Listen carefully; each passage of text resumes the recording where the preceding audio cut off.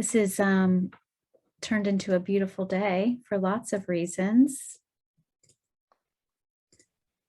Hope you're all doing well. We're going to wait 1 minute and then get started. We had a lot of registrants, which is really exciting, but they're not all here yet. So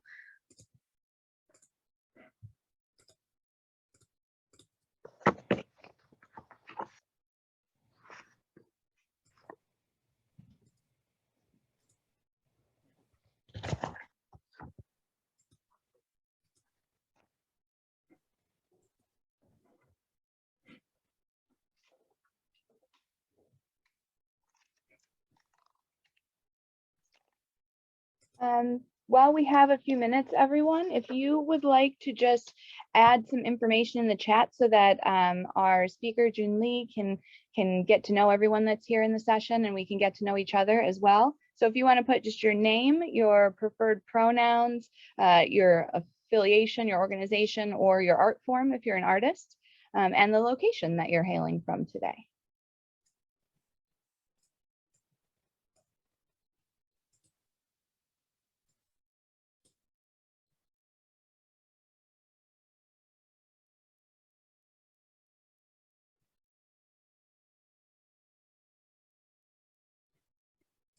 okay, Julie, how are we doing?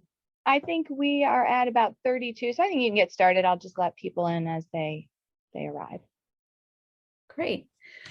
Okay, everyone. Well, welcome to the South Jersey Cultural Alliance annual meeting. My name is Corey Solomon, and I'm so grateful to be able to chair the Board of Trustees for this amazing organization that I feel is essential to the future of uniting the cultural assets in our region, which ultimately helps all of our families, businesses, and our talents thrive, right?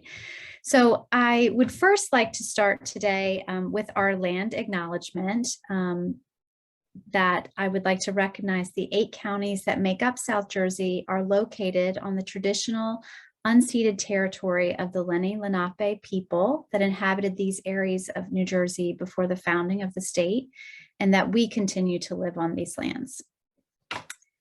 To briefly go over today's agenda, I have a few things to share with you first, including the exciting news about our executive director, and who will then share with all of you more about herself and the work of South Jersey and what we'll be digging into this year.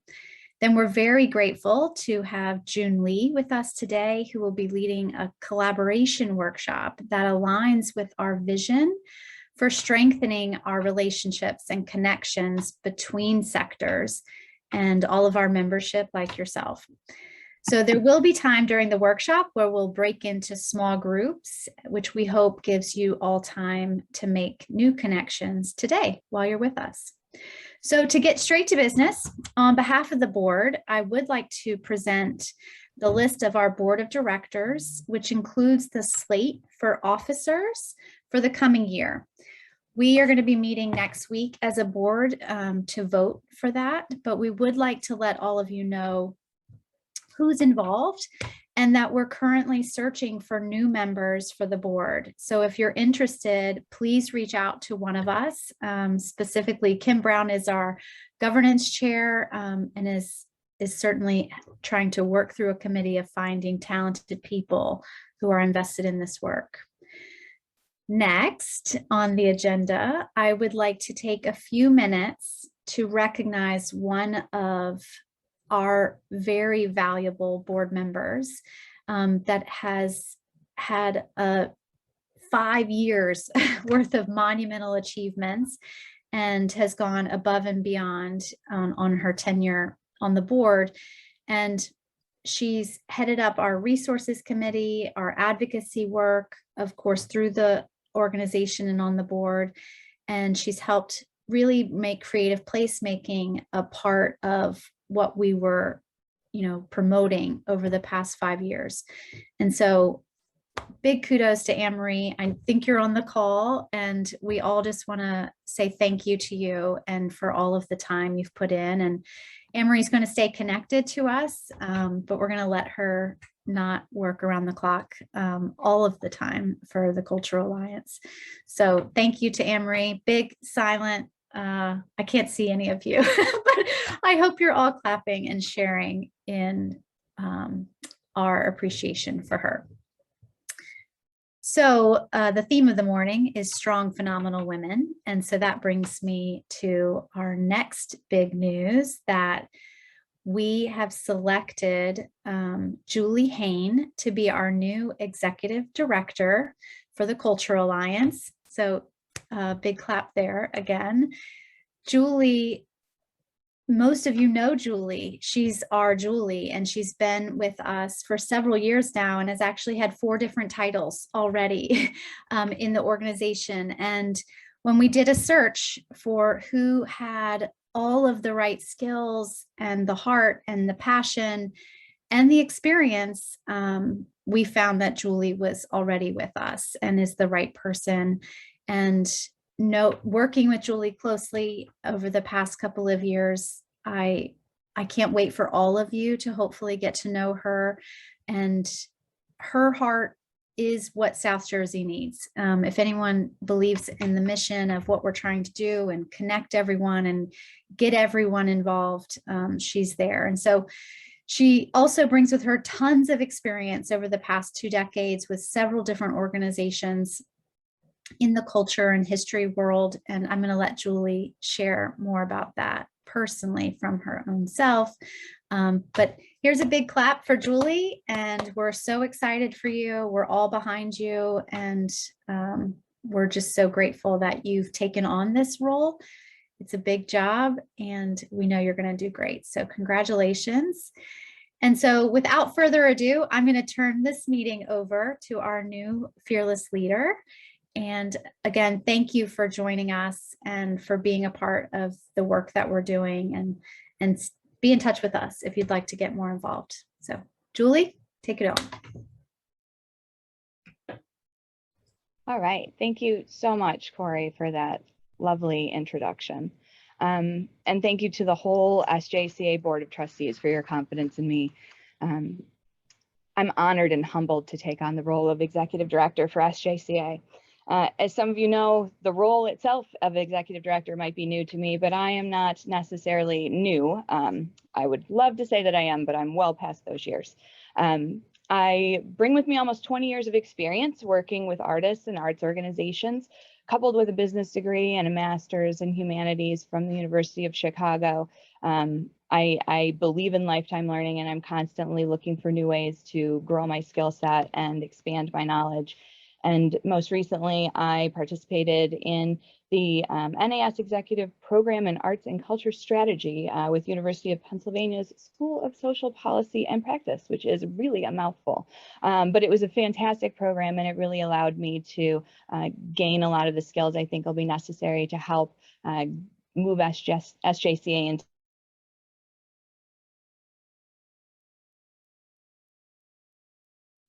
Julie, you're muted.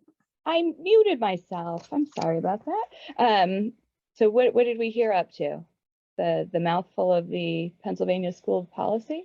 Okay, so we'll go back to this. Over the past 3 years, I've held several different titles with SJCA, as Corey mentioned, ranging from everything from membership engagement manager, which is where I started with the organization, all the way up to interim director, which I've been taking on since July when Karen Pinzolo stepped down as their previous executive director. But whatever my title was with SJCA, my focus was always the same, and that was to expand SJCA's reach, to build on what we started and build a true alliance that represents the full scope of arts and culture in South Jersey. I love data almost as much as I love connecting with artists and learning about their stories. So that I can understand more about their work and help champion the work that they do and help them to do the work that they do better and become more sustainable organizations and groups and build sustainable practices as independent artists.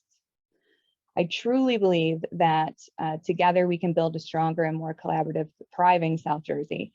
And I've always been drawn to work that's centered around connection and collaboration. And I'm so pleased that I get to do that work now for SJCA. for South Jersey, for the place that I live and the place that my children are growing up. And I'm really very proud and happy to accept this position. When I came to SJCA 3 years ago, it was a very different place. The scope was a little bit narrower. We were really focused on established nonprofit organizations and not necessarily independent artists. Membership wasn't really growing. Program attendance wasn't looking too great either. And it seemed that many of our members were very unclear about SJCA's role or what our purpose was within the South Jersey landscape. So after more than 25 years of working with a small number of South Jersey nonprofits, we started to take a hard look at the work we were doing, and we realized that the South Jersey Cultural Alliance was not living up to its name.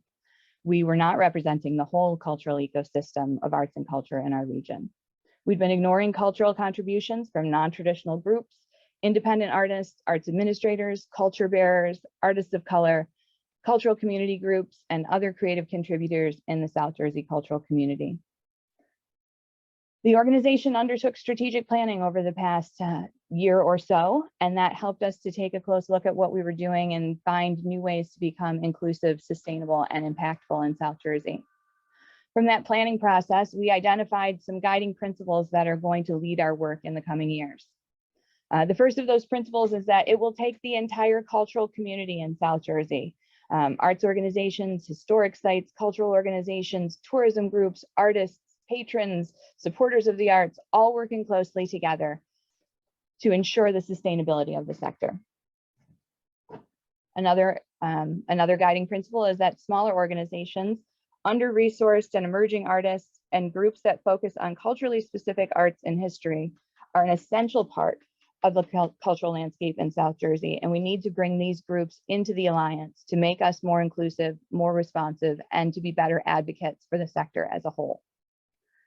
A third initiative is that SJCA should become a hub of agile, reciprocal network and information that seeds collaboration, peer learning, and resource sharing to fill the emerging needs of the field. The South Jersey cultural community must work together to attract and leverage resources in order for the sector to thrive and to survive.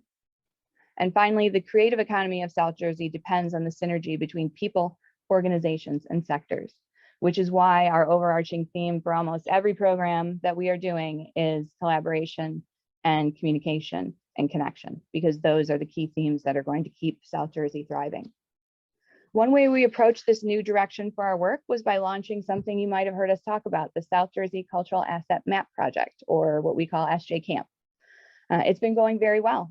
We launched the project last October, so about a year ago, in the middle of a pandemic. We decided that was a great time to launch a cultural asset mapping community-facing project.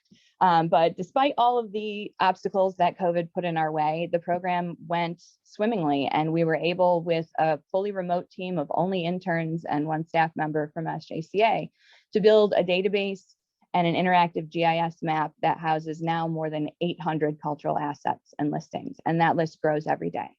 So we are now in the moving into the second phase of the project, which is a long-term thing for SJCA.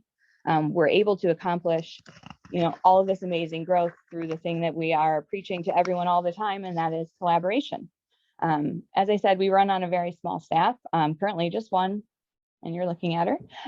But we can't do the work that we do without the help of our partners and our members throughout the field.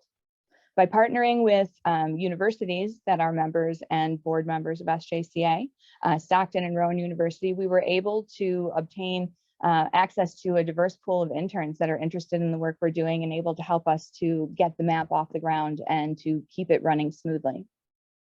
Don't get me wrong, the map and the directory are fantastic tools. They really are, and I hope that all of you go to the website to check them out. But the project is so much more than just a map. That is just the visible, tangible face of the outreach and communication that we are having with artists and organizations throughout the field.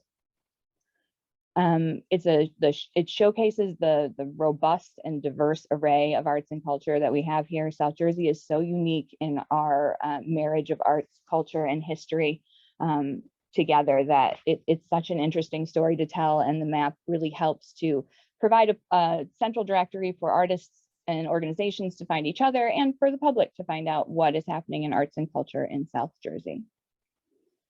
This expanded directory that we have created allows us to widely and equitably distribute information throughout the field. So that's helping the field to be more inclusive as a whole and helping all of the artists and organizations to get that time-sensitive information about opportunities, calls, funding, resources, advocacy, and all of the things that we need to keep up to date on in one central location.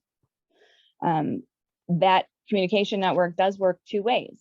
We don't want to just be providing information to you. We want to understand the emerging needs of the field. And for that to happen, we need you to talk to us as well.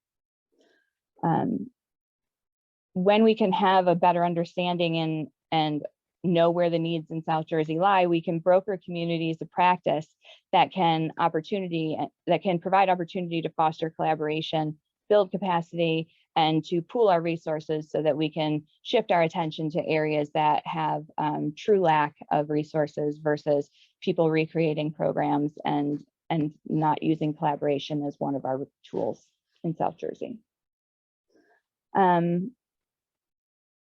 We also are very focused on diversity, equity, and inclusion and access across the board.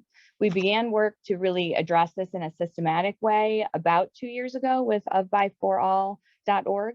And for those of you who are unfamiliar, it's a great organization that is a nonprofit that provides coaching and a structured outreach model for organizations to make sure that they are developing authentic and deep relationships with their communities, and that the programs they offer are truly serving those communities and are of, by, and for the individuals that live in the area that they serve. The work has been fruitful, and it's helped SJCA deepen our relationships with BIPOC and Hispanic communities in South Jersey, as well as welcoming many culturally diverse artists and organizations into our community of membership. With all these new members and community supporters, we need to find a way to stay connected through the lockdown, which mercifully I hope is eventually going to be a distant memory. But like most of you, we pivoted to virtual programs and found that to be a great assistance for us in keeping connected with our community. It seems like a million years ago that we all started jumping on Zoom every day for every meeting and to keep our daily work moving forward. The tool has allowed us to do some great things. It took a little getting used to, but with Zoom's tools, we were able to partner with Stockton University and provide our first ever primary Spanish language programming.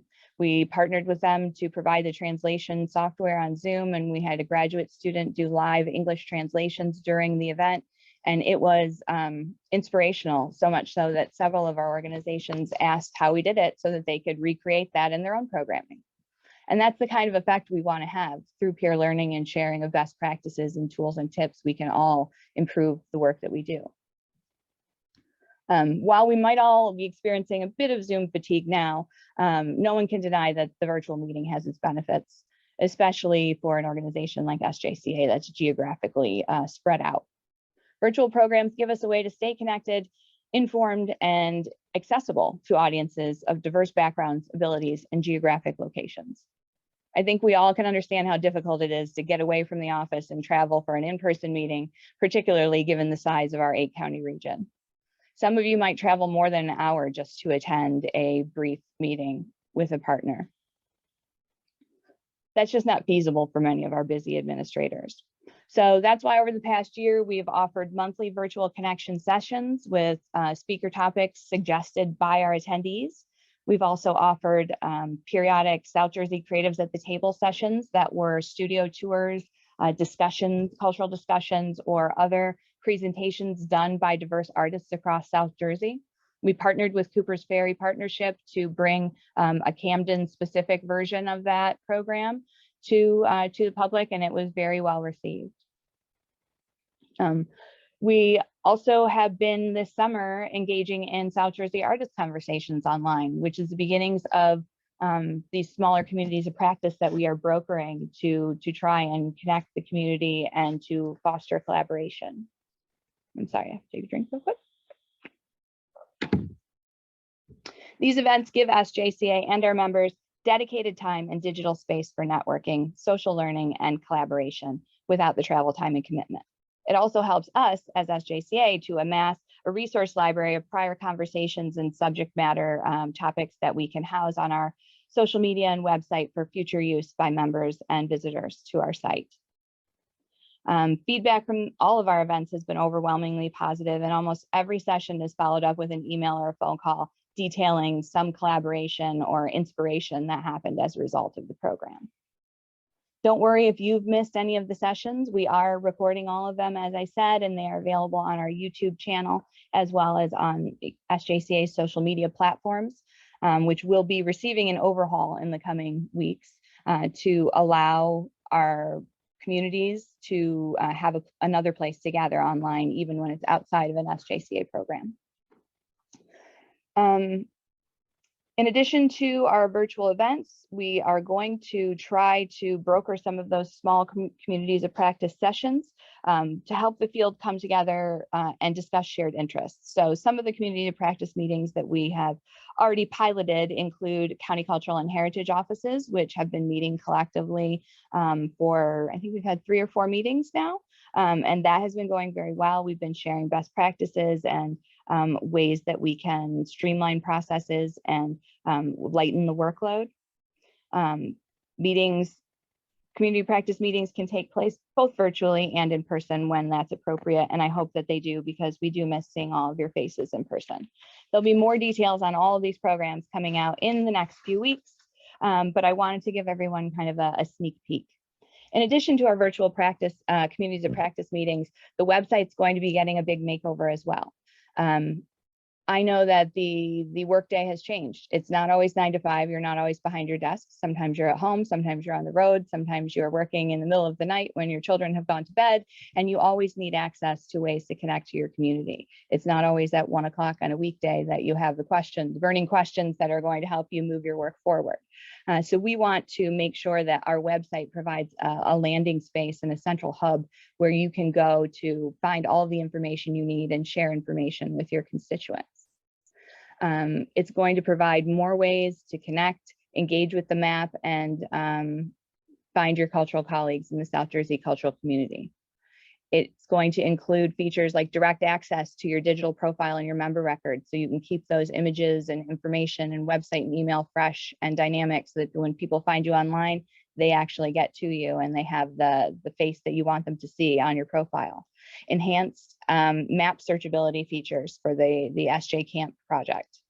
Easier access to timely access and updates that come from funding sources and advocacy and legislation updates. All of those things that we want to get out to you right away, we're going to have some new mechanisms for getting those to you in a timely fashion, so that they're not buried in your email box and you don't have to pick through social media feeds to try to find them. We're revamping our event calendar and the ways that we have places online for you to list your own programs and events and publicize those. We are implementing the Give a Toss reciprocity platform, which is a fantastic software platform that I hope you all will check out, that allows you to directly ask your community for advice, information, support, and then your community can directly respond to you. It's a fantastic way to have instant engagement with all of those 800+ members of the cultural community that you may not know in person, or you may not have their email address to send them an email, but you can post your comments and Give a Toss, and it can map all of the connections throughout the cultural community, which I'm very excited about seeing that map develop and tracing the information that's coming out of the cultural landscape. We'll also have a new job board where you can list job opportunities in the field, internships, or other opportunities within your organizations, as well as many other vendor discounts and partnerships that we're currently developing to offer to members. There's going to be so many features on the site that are going to shape SJCA into this essential digital central hub of information that we want it to be, that can be a vital resource for South Jersey. It should be up and running in the very near future. We're working a few of the bugs out. As technology goes, there are always bugs that need to be worked out, but we hope to unveil that to you soon. And it will be an exciting new refresh on our face to the community. Let's see. So as important as the virtual world is to the way that we're working in SJCA's current work, it's important that we don't lose sight of in-person meetings as well. Unfortunately, being only one person, although I would love to attend every event in every county, I just can't be in all the places at once, which presents a problem when you are charged with understanding the whole landscape and spectrum of arts and culture in South Jersey. So to remedy that problem, I am developing a program to put in place a group of locally based arts and culture ambassadors who will assist with outreach and engagement within the 8 counties. So those artists and ambassadors are going to be paid local cultural leaders who will routinely engage with their cultural community through small informal convenings or online discussions. They'll attend cultural events in the area and meet with SJCA periodically to report findings from the field so that we can keep up to date on the emerging needs and interests of our constituents. The collective meetings will help us develop a more complete picture of arts and culture in each of the counties, as well as providing us some content for social media, blog posts, and the beginnings of what will become an archival directory of cultural images for South Jersey. So while you are out facilitating your programs, our ambassadors may pop in and take some photos, and you can certainly send your photos to us, and we're going to be amassing an archive of photographs from South Jersey, from all of the 8 counties that will be housed on the website as well.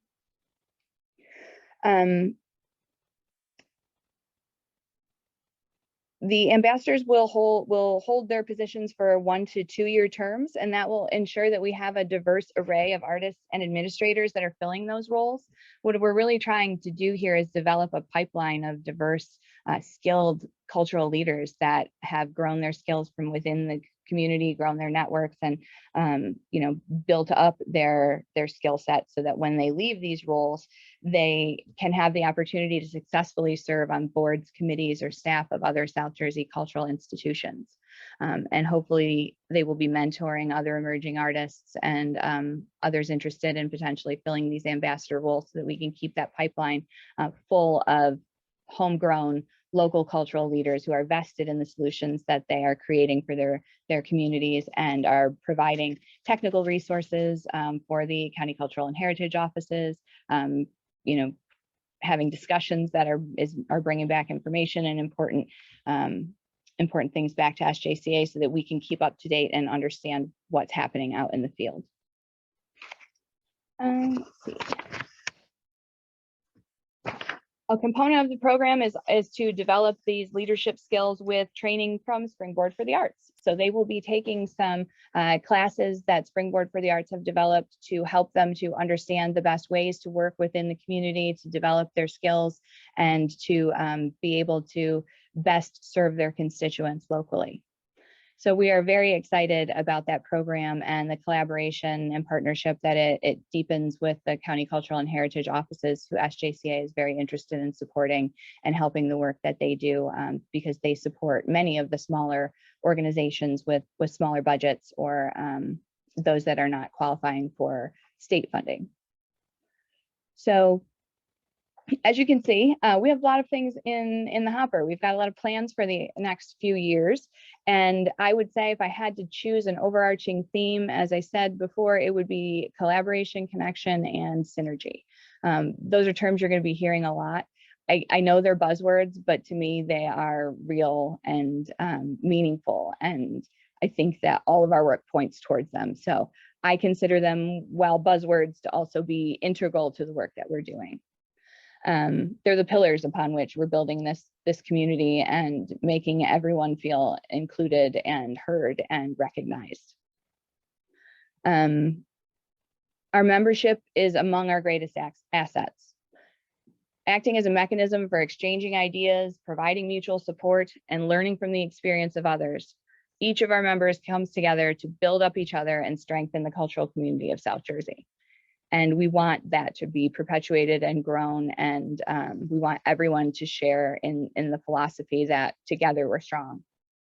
Today, SJCA is a dynamic organization bringing the collective talent, skill, and experience of all of South Jersey's cultural assets under one virtual roof. We are becoming a key resource to strengthen the nonprofit cultural community with collaboration, connection, peer learning, resource development, and advocacy. And I am very proud to lead the organization into its next chapter. And I'm very, very excited to work with all of you to help foster this thriving, sustainable, and cultural sector that we can realize in South Jersey. Don't hesitate to reach out to me anytime. I'm going to provide my information in the chat box as well as in the post-event email so that you do know how to reach me. We have some new offices in the main campus of Stockton University, with the office of the School of Arts and Humanities behind the Performing Arts Center. So we do have some opportunity there to schedule meetings and have some space available, even though we are sort of still socially distancing. So yes, don't hesitate to reach out to me. I'll provide you my information, and I do hope that we connect soon if I haven't met you already.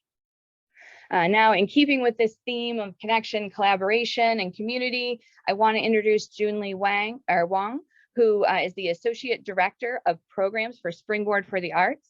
And she's going to tap into her years of experience building collaborative creative communities and help us to discuss and help to start the beginnings of a action plan to help you connect to the cultural assets in your local community and meet your own specific organizational initiatives or personal goals for your creative practice.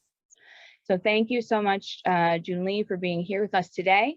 I don't want to steal any more of your time, so I will turn the virtual stage over to you. And just a bit of housekeeping, Jun-Li's slides are behind her. So if you are not looking at speaker view, you may want to switch to speaker view on your screen so that you're able to see all of her slides. Great, thanks, Julie. First, congratulations. I've had the pleasure, everyone, of talking to Julie for a little bit in preparation for this, and I'm just, she and the small team of other people have done so much work, and I'm super impressed, and I love the ambassadors program. So, but thank you for inviting me to share some time with the Alliance. So my name is Jun-Li Wang, and I use the pronouns she, her, hers. And I am the Associate Director of Springboard for the Arts, and I work in programs, and I've been running the community development work for the last 10 years. So just housekeeping, I'm going to have these slides. I'll probably share them with Julie, so later on she can send them to you, so you don't feel like you have to take lots of notes. Springboard for the Arts is based in St. Paul and Fergus Falls, Minnesota, so a medium metropolitan and a town of 14,000 people.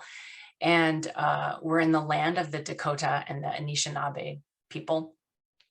And we are a community and economic development organization that does work locally to be part of the communities that we're in, and then to learn from that and share what we've learned in the form of workshops and presentations and free toolkits and trainings, which I'll talk about a little more in a moment, because we believe in the power of local artists to make change in their communities.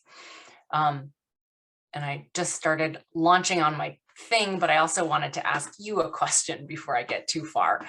So while I talk, so I do, it was great to see a little bit about who you are. And as I talk in this beginning part, if you wouldn't mind dropping into the chat, if you're willing, hang on, doing too many things at once, a specific challenge or opportunity at the top of your mind, or a specific group or type of people you'd like to better engage, whether you're here today as an artist or as a director of a program or an organization. So that helps me sort of think about the language that I'm going to use as I talk. My background is in community organizing, and I'm a craft artist. And I've been in Minnesota for 20 years. Sometimes that helps people place things. So I have 3 goals for the next little bit less than an hour. And so the first is to share an approach that builds cross-sector collaboration. The second is to share ideas, concrete ideas on how to get to collaborating. And then ending with a bit of an action plan for you to collaborate more. So I have a little presentation, and then we will go into some breakout groups for a bit so that you have a chance to talk to one another and brainstorm together.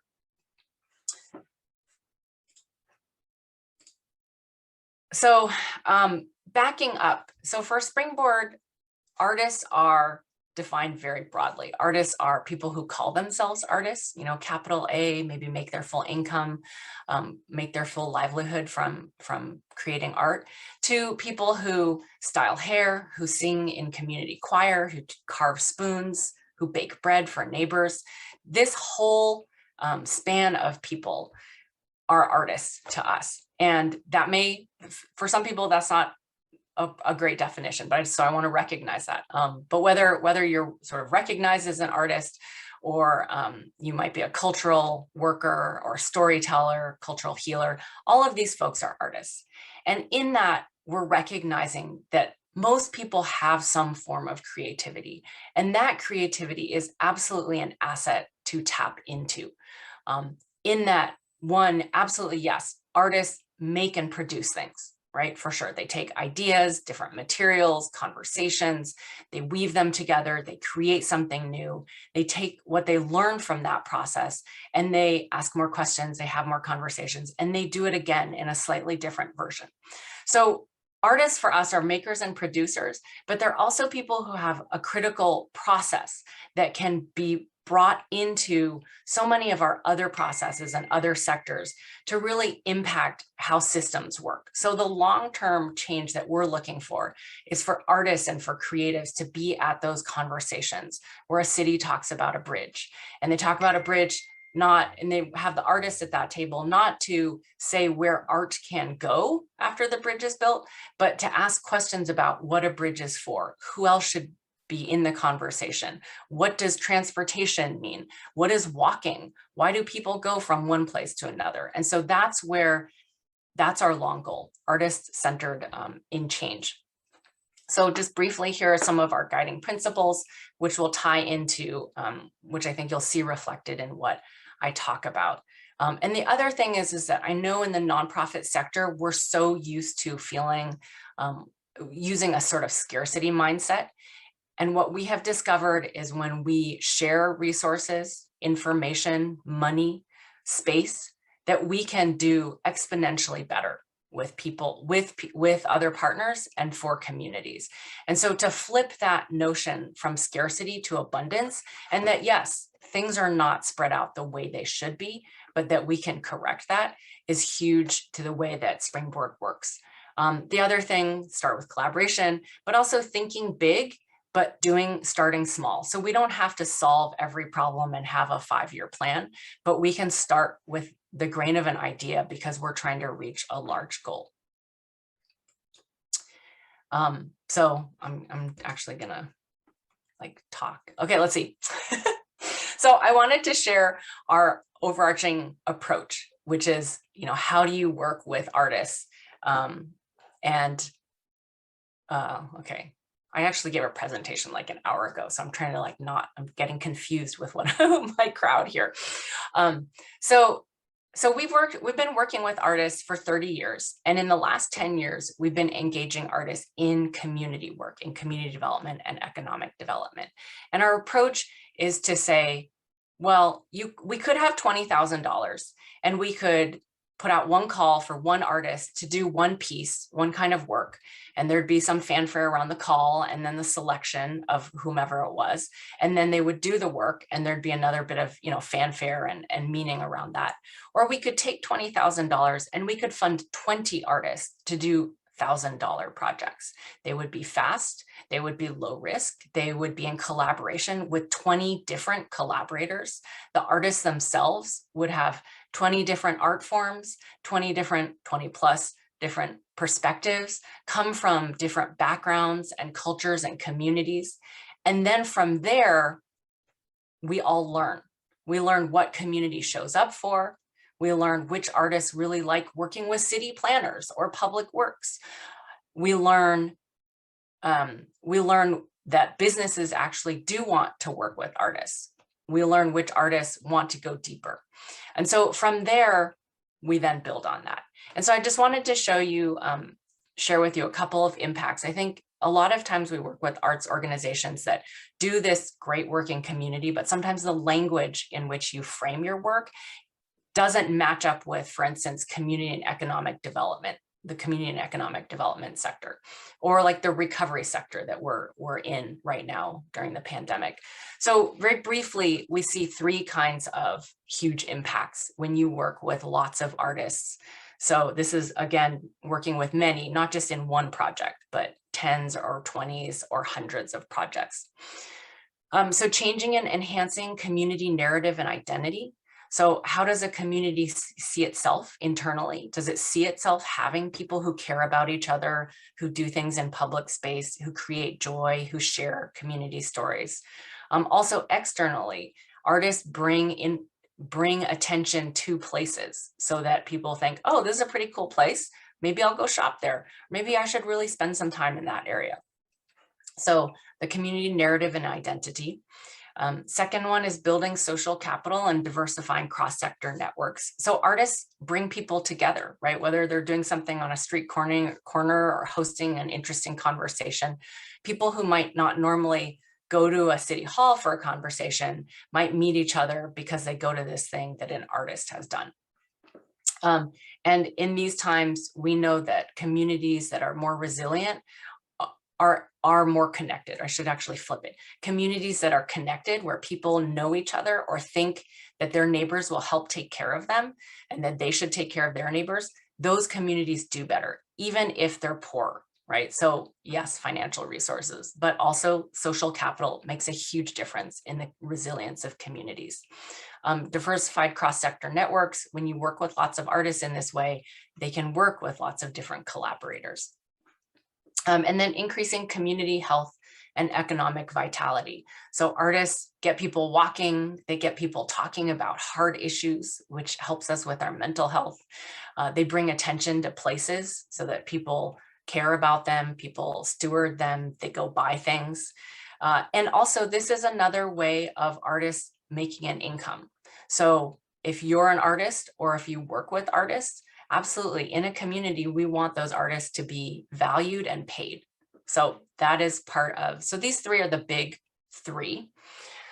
Let's see, talking a little too fast, but I have a lot to go through. So I'll just share a couple of examples of these very modest projects. So this is one where Tyler in the top hat convinced a business owner that she should let him have a very quiet night. One time. And it was very hard to convince her because as a Vietnamese restaurant owner, she was like, I don't understand what you want my space for. And he worked with the Asian Economic Development Association to kind of like cajole her. And so finally she said, fine, Tyler, come one night. Tyler has a performance group that has a big audience, and he did a family-friendly cabaret at the restaurant. And he pulled in 120 of his people, of his audience, to a restaurant that normally would not attract 120 folks from the suburbs, right? So that night, you can imagine everybody bought food, had a great time, watched this cabaret, did karaoke at the end. And so he was able to introduce people. And that's like the first hardest thing to do for a business, right? The first getting a customer in the door. Long term, what this meant was that Tyler, as an artist and his company, decided that they wanted to commit to this area. So they sort of took up shop. They worked with other businesses. They committed to buying locally from that corridor. For the business, it meant that she understood, and she had other artists who would come to her space to build their own audience, but then she would gain people who had meals, right? So this is where an artist does something that they can do in their sleep, but they just choose where it goes very carefully. And then there were these long-term impacts. This story, Light Rail Shuffle, is Diana Lane and the Tennis Whites. She's a singer, songwriter, choreographer, and a Zumba instructor. And she created a song about the history of transportation in St. Paul, in the Black community, which echoes many urban communities across the United States where the interstate ripped up and took away homes and businesses from the Black community in St. Paul. So this is what her song is about. And it comes, and then it talks about the future of transit. And this was right when light rail was being built in St. Paul. And she talks about her community's fears and hopes for transit and for light rail. And then she put it to music and jackhammer moves and construction moves. And she taught it to her class, and they did it as pop-ups. And as people got wind of this, they both learned the story and the history of Rondo and of her community in a new way. Many people don't know that story. And then she also created joy and exercise, and transit folks started to invite her to their events, right? And she started teaching engineers and planners this dance. So also additional income for her. But the power in having agency to tell your own story is a starting point. From this, we were invited to work more deeply with the Black community in St. Paul, and they launched a whole series of small projects. And then last year, the county, when they were rebuilding a bridge over the interstate, they asked us to work with them and select Black artists to impact how that overpass worked.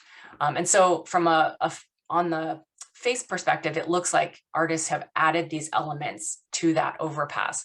But what it also meant was that transportation consultants and the transit agency worked hand in hand with those artists. So we expect more to come from that because they've had that experience now. The last example I will share, let's see. The last example I'll share is this vacant building, which is now actually purchased by the community to become a small arts theater. But when it was vacant, an artist filmed a dance troupe in their auditorium performance, and then he projected it on the vacant building and had the students or the youth perform on the sidewalk. And we like to share this story because, and you can see us sitting in the ditch there watching, this was magic. And so part of this is, how does your place show its people that they can be part of magic, right? How can you create the understanding that people in your community have a voice, can do something, and can attract positive attention? So this project, there are many projects associated with this site. But now the Art Center is in its early capital campaign, but all of the things that the neighborhood organization has done around this have engaged artists in every step of the planning process. So let's see, I gotta do a time check on myself. So quick raise of hands, or maybe use the little whatever thing. How many of you feel like you know how to find collaborators? Like when you think about the issues or who you want to engage, how many of you feel like you know how to find collaborators? Maybe raise your hand if you feel like that's no problem there. So a couple of hands. Okay. So we work with lots of groups, and we often find at the end people say like, well, how do you find collaborators and how do you do that? And so what I'm sharing now, I'm going to be really fast, is like the approach that we use. And I'll recognize that it's very much grounded in community organizing, where you meet people where they are and you listen to understand what they're working on and their interests. And then you see, how can what I could bring support them? So sort of being very open-minded to that. So because I've messed up my timing, I'm gonna skip through some slides. Let's see. So we believe that everyone has some expertise and resource to share in every direction, right? So even if it's a small, less resourced organization or a community group or an individual, everybody has something to bring to the table, and that together we are exponentially more effective. We date. So this is a funny sort of, I don't know, metaphor or something, but we invite people out and we say like, hey, what are you working on? What are you interested in? And somewhere around there, we also talk about what we do. And from there, we hope that something else may happen. So we don't meet people when all of a sudden we have a grant proposal due in 4 days, right? It's really important to establish these connections in advance. So there are first date questions, and they're all around like, tell me more about you, and listening deeply and spending maybe a little bit of time saying like, oh, here's what we do. And then the questions of like, how could we support your work, goals, your community, and what could we do together? And often this doesn't get anywhere in a first conversation, right? The first conversation is informational. You get a little sense of chemistry, maybe the other people that work at an organization. But I will tell you, every one of these conversations ends up down the line being important. Because then when there is an opportunity or an issue or a challenge, and it could be, you know, a pothole or something, you know, a crime and safety kind of issue, or a you know, opportunity to apply to do something together, you will have already established some connection. You already have that base from which to work. When we're looking for partners, sort of in the general sense, we're being curious, but we're also looking for complementary and overlapping interests. We're looking for different skills and expertise. Who's most unlike us? Because that's where interesting things happen, and where we can bring our different assets to the table. I'll just emphasize the last one. For us, we don't decide where to work based on something on paper. We work to have, we only work where we are invited, right? So, which is where having informational sort of first date meetings with people is also very helpful. Finding collaborators and partners, like go to their things, invite them to yours, bring what you do to them. So sometimes one of the easiest things to do is say like, oh, I have space. Like, can I lend that to, can you use that space? Or I have, you know, some extra, I have interns or I have volunteers. What are you doing? Can I bring them? Can I go and help you? Let's see, did I skip this? Some last tips: have crushes. I know this sounds funny, but we need some joy in our work. And it's just fun. It's great to admire other places and, you know, to be able to say like, wow, you're doing great things. We're a little jealous. And then making time for these and making commitments over the long term. So we have some local collaborators / partners who they're family, right? Through thick and thin, they are family. And we always make sure that we are working with them, bringing attention to them, sending or drawing resources in their direction. So I'm sorry that was a little speedier than it should have been. So what Julie and I talked about was doing a little bit of conversation around these ideas and getting you on a path.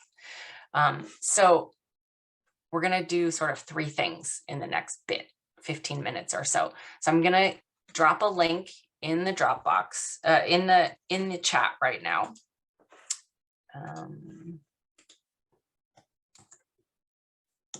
All right. So I just dropped that. So if you can go ahead and click on that link, and you're going to get to a worksheet. So you're going to do the worksheet for a bit. We're going to do some breakout discussion, and then I'm going to send you back to the worksheet. So open the worksheet. You can either just look at it, or I actually recommend that you download it so that you can type into it and we'll have it on your own. This is a worksheet just for you. You don't have to turn it, you aren't turning it in. So go ahead and download a copy of that for yourself. And then I'm going to ask you to just do page 1. So do page 1, and then I'm going to be quiet for 3 minutes, and then I'll pull you back with my voice. So go ahead and do those 3 prompts on page 1. Thanks.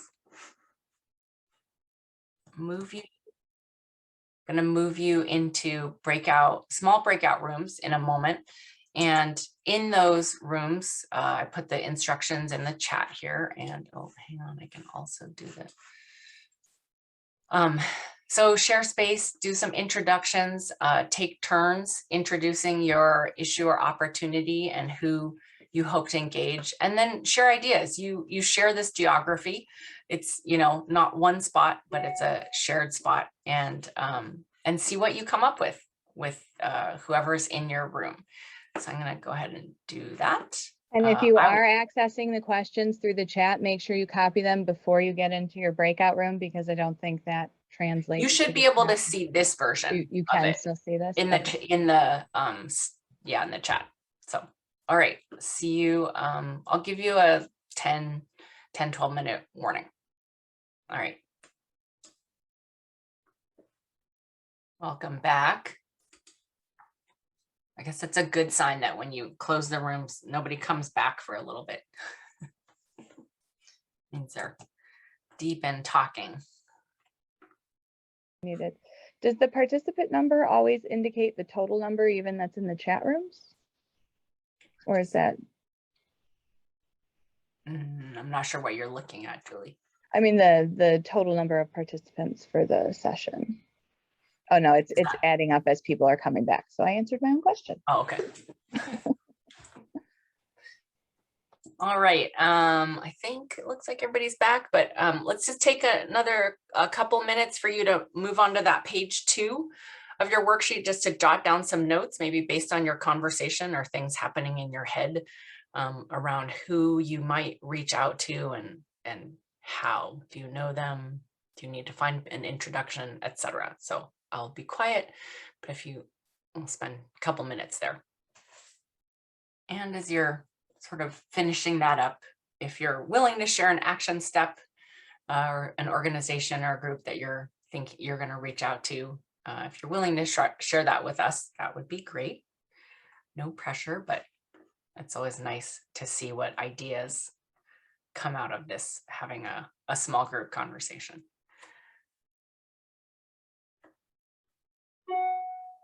This is also actually a time, if you have any questions, please also feel free to drop them in the chat, and we'll do a little bit via chat and also talking, because I know we want to make sure we end on time.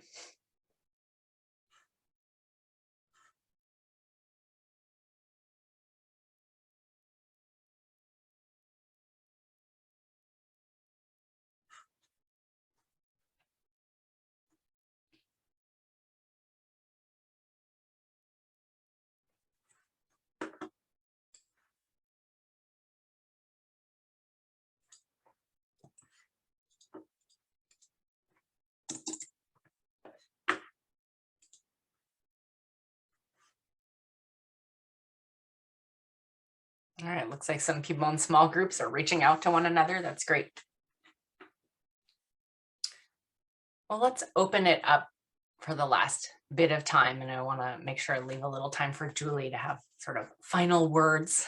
But I hope that was a useful exercise that actually leads you to thinking about who you could reach out to. And I really want to encourage that. I know it sounds both easy and hard, I guess. And, you know, I did a workshop, and there was a person, kind of a junior staff actually it was in Rochester. And she said, oh, after a workshop like this, she said, I'm going to ask my boss if I can once a month just have a coffee meeting with somebody that we don't work with. And so she, you know, it was a formal place, so she had to get approval to do that. And, you know, but it was once a month, and it wasn't too taxing. Her boss agreed, and she was able to start building different relationships simply from reaching out. And, you know, we see that happen a lot.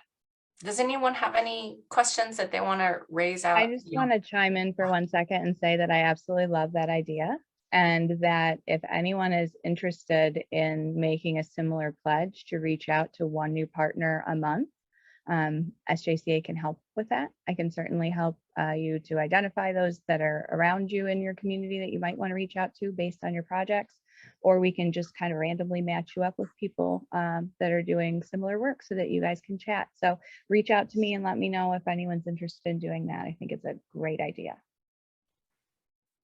And sometimes it's similar work, or if there's you know, some of you have talked about like a community that you're trying to reach because you haven't traditionally reached them. So then go to think about church communities or cultural communities, and who either works with them or who an organization that is from that community, and just meet with them. So they might be, you know, working on food, which is not technically overlapping with your mission, but there might be a Latino, I'm just making this up, right? A Latino food organization, or a cultural organization, a Latino cultural organization. Maybe it's like a youth after school program. Meet with them. They have part of the audience that you might be seeking to develop relationships with. And then you may have something they're like, oh, you could help provide the arts, or you could, you know, we could just collaborate in new ways. So definitely think about the communities that are harder for you to reach. This is also a time in, a couple of you put sort of opportunities or challenges that you're facing. Every single one of those you could pose to artists. So I'm just going to take, like Pamela said, new audiences to our symphony orchestra. You could say, okay, we have $2,000 in marketing money. We traditionally use it in ads or something. And you could say, let's invite artists to propose $500 projects to engage new audiences in our symphony orchestra. Hey, artists out there, what would you do? Some of your symphony members might propose things. Some other artists out there with totally different mediums might propose things.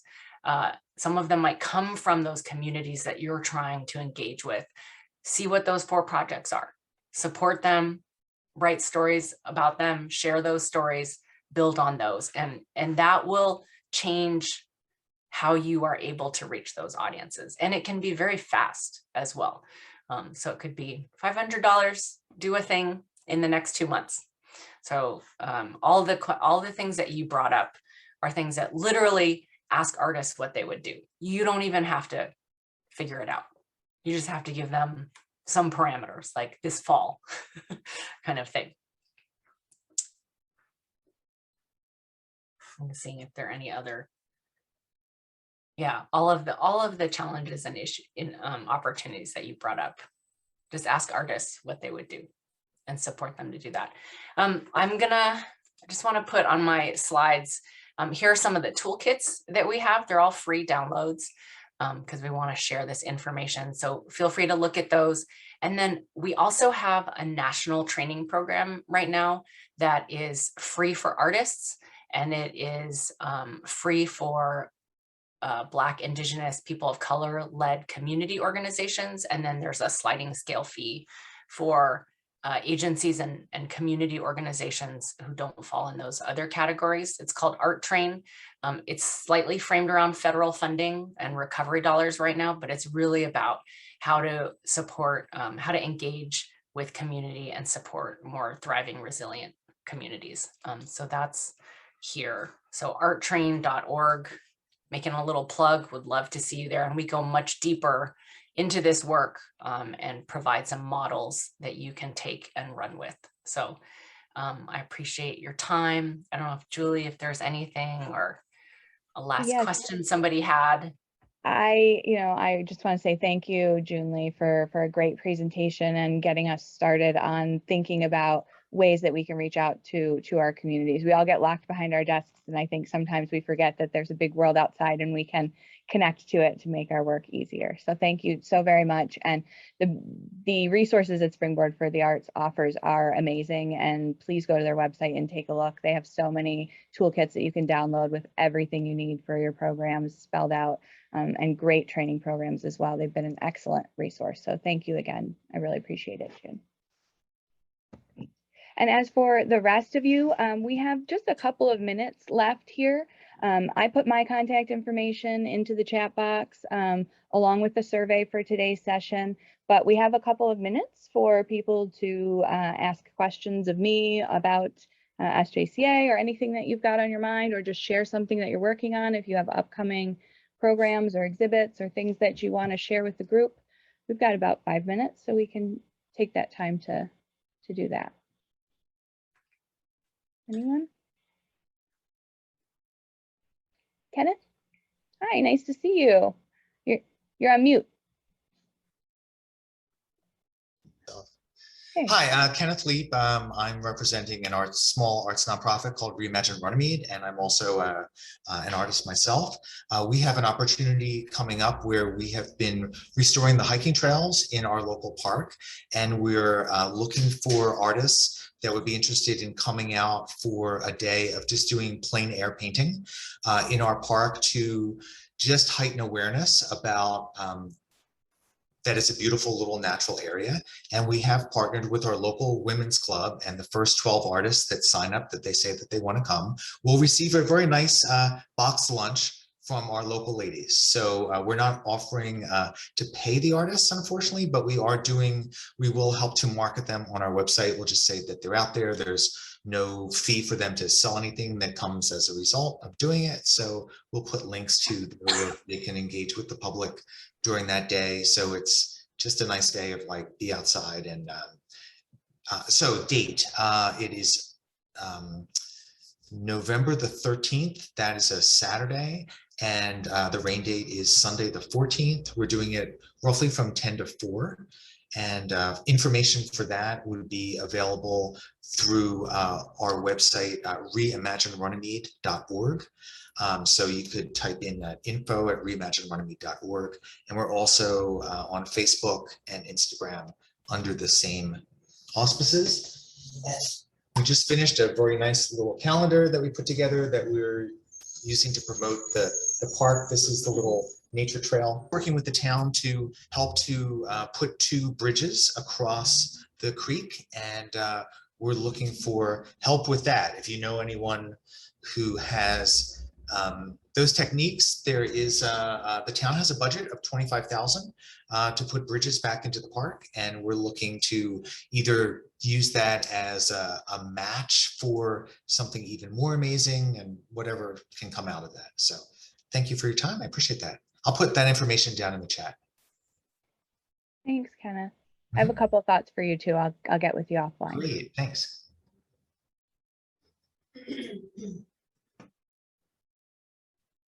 Anybody else have anything they want to share? Upcoming events or projects? Otherwise, I think we will probably close this out for the day. Give everyone an extra 3 minutes. You can do with whatever you please. Maybe some community outreach to those artists in your surrounding area.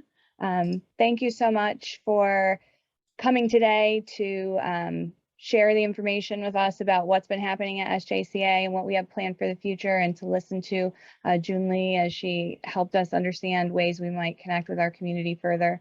I look forward to many more sessions with all of you and working closely with you to build this community into what we want it to be together. So thank you, everyone. And thank you to our sponsors, to the State Council on the Arts for their generous support, as well as to the Historic Commission, Ocean First Foundation, PNC Bank, the New Jersey Historic or Cultural Trust. We want to make sure that we thank all of our sponsors that make the work we do possible. So thank you, everyone. Have a wonderful rest of your week and a wonderful weekend, and I will see you all very, very soon. Thank you. Bye. Thank you. Bye. That's always the part that like in person.